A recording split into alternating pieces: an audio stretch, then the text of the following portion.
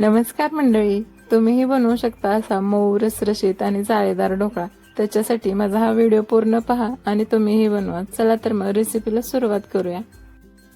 इथे सर्वात अगोदर मी कढई ठेवली आहे, त्यामध्ये आपण 2 ग्लास पाणी ठेवणार आहोत। पाणी छान गरम करून घ्यायचे आहे, त्याच्यात वाफ तयार व्हावी पीठ भिजण्या अगोदर। इथे एक रिंग ठेवलेली आहे, नंतर आपण झाकण ठेवूयात। तोपर्यंत आता बॅटर तयार करूया। तर बॅटरसाठी इथे मी 1 वाटी बेसन घेतले आहे। बेसनाचे वजनी प्रमाण पाव किलो आहे। याच्यामध्ये आपण 2 चमचे साखर घालणार आहोत, म्हणजे 10 ते 15 ग्रॅम साखर घालायची आहे। आणि सायट्रिक ॲसिड 1 चमचा, पोह्याचा चमचा वापरलेला आहे आपण। याच्यामध्ये 3 ते 3.5 ग्रॅम सायट्रिक ॲसिड बसते। त्यानंतर पाव चमचा मीठ वापरलेला आहे, मीठ चवीनुसार वापरायचं आहे। आणि चिमूटभर खाण्याचा पिवळा रंग वापरलेला आहे, इथे मी हळदीचा वापर केलेला नाही। त्यानंतर ज्या वाटीने बेसन मोजून घेतले होते त्याच वाटीने आपल्याला पाणी घ्यायचे आहे। वाटी अगदी काठोकाठ भरून घ्यायची आहे। अर्धी वाटी पाणी घालायचे आणि बेसन छान भिजवून घ्यायचे। पिठामधील गुठळ्या छान फोडून घ्यायच्या। त्यानंतर उरलेले पाणी आपल्याला या पिठामध्ये घालायचे आहे। पीठ आपल्याला छान फेटून घ्यायचे आहे।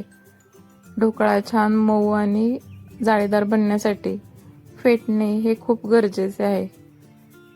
अगदी न थकता छान असे पीठ फेटून घ्यायचे। आता आपण याच्यामध्ये 2 चमचे तेल घालणार आहोत आणि यानंतरचे पीठ आपण हाताने फेटून घेणार आहोत, कारण हाताने पीठ फेटल्याने पिठामध्ये छान हवा तयार होते, ज्याने आपला ढोकळा छान जाळीदार तयार होतो। आता आपण याच्यामध्ये तेल घालूया। तर तेल घालताना महत्त्वाची गोष्ट लक्षात ठेवायची म्हणजे तेल रिफाइंड असावे, कोणतेही वासाचे तेल असू नये, जसे की मोहरी वगैरे। तेलाने ढोकळा घशामध्ये रुतल्यासारखा होत नाही। तर आता आपण इथे हाताने पीठ छान फेटून घेऊयात। तुम्ही पाहू शकता, हाताने आपण पीठ फेटल्यानंतर आपल्याला याची कन्सिस्टन्सी व्यवस्थित लक्षात येते। तर अशी एक सलग धार राहिली पाहिजे। आता आपण पाऊण चमचा सोडा वापरणार आहोत। 1 चमचा सायट्रिक ॲसिडसाठी आपण पाऊण चमचा सोड्याचा वापर करणार आहोत, ज्याने पीठ छान फ्लफी होते, म्हणजे पीठ हलके होते, छान फुगते। जेवढे आपले पीठ फेटताना फुगत आहे, पीठ खूप फुगले म्हणून लगेच आपण ते भांड्यात घालायचे नाही। पीठ फुगल्यानंतरही आपण त्याला 2 मिनिटं असेच फेटून घ्यायचे आहे। 2 मिनिटं म्हणजे 2च मिनिट, त्याच्यापेक्षा जास्त नाही। ढोकळ्यामध्ये पीठ फेटण्याची महत्त्वाची टीप म्हणजे आपल्याला पीठ एकाच दिशेने फेटायचे आहे, जेणेकरून त्याच्यात छान हवा भरली जाते। तुम्ही पाहू शकता, इथे आपण बॅटर छान फेटून घेतले आहे। बॅटरला छान अशी चकाकी आली आहे। आता हे बॅटर आपण मोल्डमध्ये ओतून घेणार आहोत। तुम्ही इथे कोणत्याही भांड्याचा वापर करू शकता, पण सर्वात अगोदर त्याला तेल लावून घ्यायचे आहे। तर इथे मी आता बॅटर भांड्यामध्ये ओतून घेतले आहे। ते आपल्याला हाताने छान सेट करायचे आहे। जे मोठे मोठे बबल्स दिसतात ते आपल्याला फोडून घ्यायचे आहेत हातानेच। एकसारखा करून घ्यायचा आहे ढोकळा। आणि आता लगेच आपण याला वाफ द्यायची आहे। तर ढोकळा वाफवण्यासाठी आपल्याला बरोबर 25 मिनिटं लागतात। तुम्ही 20 मिनिटं झाले की ढोकळा आपला चेक करू शकता। ढोकळा वाफवताना घ्यायची महत्त्वाची काळजी म्हणजे आपण ढोकळ्यावरती जे झाकण ठेवणार आहे त्याच्यातून आजूबाजूने कुठूनही वाफ जाऊ द्यायची नाही। त्यासाठी मी इथे कढईवरती एक मोठा टोप ठेवला आहे आणि त्याच्यावरती एक जाड वस्तू ठेवायची आहे, जेणेकरून वाफ जाणार नाही। तर इथे आता आपण 25 मिनिटे आपला ढोकळा छान स्टीम करून घेतला आहे, वाफवून घेतला आहे।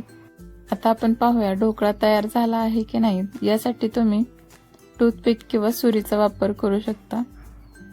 आपल्याला ढोकळ्याच्या मधोमध टूथपिक कशी रोवायची आहे आणि याला पीठ लागते की नाही ते पाहायचे आहे। तर इथे आता पीठ लागलेले नाही, आपला ढोकळा तयार आहे। आता आपण ढोकळा थंड होण्यासाठी साईडला ठेवून फोडणीची तयारी करूया। तर इथे आपण 2 चमचे तेल घेतलेले आहे फोडणीसाठी।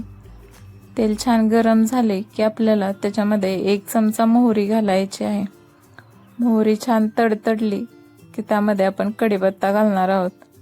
कढीपत्ताही छान भाजल्यानंतर 2-3 मधून कट केलेल्या हिरव्या मिरच्या छान असं खरपूस भाजून घ्यायचे आहे आणि याच्यामध्ये आपल्याला 1 ग्लास पाणी ओतायचे आहे। ढोकळा छान रसरशीत होण्यासाठी मी इथे 1 ग्लास पाणी वापरले आहे। मी हा ढोकळा 4 ते 5 लोकांसाठी बनवला आहे। प्रत्येकी 3-3 पीस मोठे मोठे झाले होते। तर तुम्ही जास्त लोकांसाठी बनवणार असाल तर या कृतीत जे दाखवलेले प्रमाण आहे ते तुम्ही डबल वापरून जास्तही ढोकळा बनवू शकता। इथे आता आपण फोडणीमध्ये पाणी घातले आहे। आता आपण 3 चमचे साखर घालणार आहोत आणि पाव चमचा मीठ घालायचं आहे आणि पाव चमचा सायट्रिक ॲसिड घालायचा आहे। फोडणीमध्येही आपण सायट्रिक ॲसिडचा जेव्हा वापर करतो ना तेव्हा ढोकळा अगदी विकत आपण आणतो तसाच सेम चवीला होतो। अगदी तुम्हाला चटणीचीही गरज पडणार नाही, तुम्ही असाही ढोकळा खाऊ शकाल, इतका तो टेस्टी बनतो। इथे फोडणीला छान उकळी आली आहे, आपली फोडणी तयार झाली आहे आणि ढोकळाही थंड झाला आहे।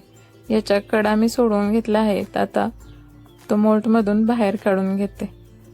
आता हा ढोकळा आपल्याला एका ताटामध्ये काढून घ्यायचा आहे आणि तो एकसारख्या आकारामध्ये छान कट करून घ्यायचा आहे। महत्त्वाची टिप म्हणजे ढोकळा थंड झाल्यानंतरच काढायचा आहे, तो गरम जर का आपण काढला तर तो तुटण्याची शक्यता असते। तर इथे मी छान असे पीस कट करून घेतलेले आहेत। पीस कट करताना तुम्हाला जाणवत असेल की ढोकळा आपला छान फ्लॉपी झालेला आहे।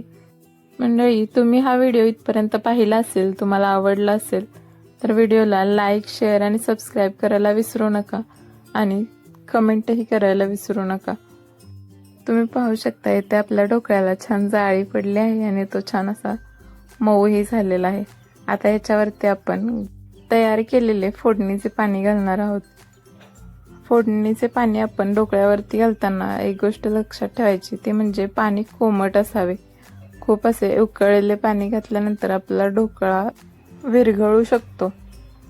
तरी ते मी फोडणी घातलेली आहे, प्लेटमध्ये काढून घेऊयात म्हणजे ते पाहायलाही छान वाटेल।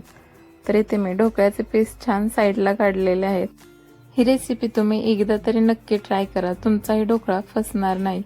अगदी मी जसा बनवला आहे तसाच जाळीदार, मऊ, रसरशीत असा ढोकळा तयार होईल।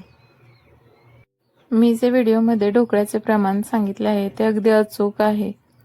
तुम्ही नक्की विश्वास ठेवून ही रेसिपी ट्राय करू शकता। तुम्ही पाहू शकता इथे ढोकळा आपला किती सॉफ्ट झाला आहे, किती ज्युसी झाला आहे। तुम्हाला मी एक पीस असा तोडूनही दाखवते, आतूनही कशी जाळी पडली आहे ते तुम्हाला लक्षात येईल। व्हिडिओ पूर्ण पाहिल्याबद्दल मी तुम्हा सर्वांचे अगदी मनापासून आभार मानते। धन्यवाद। भेटूया पुढच्या रेसिपीमध्ये।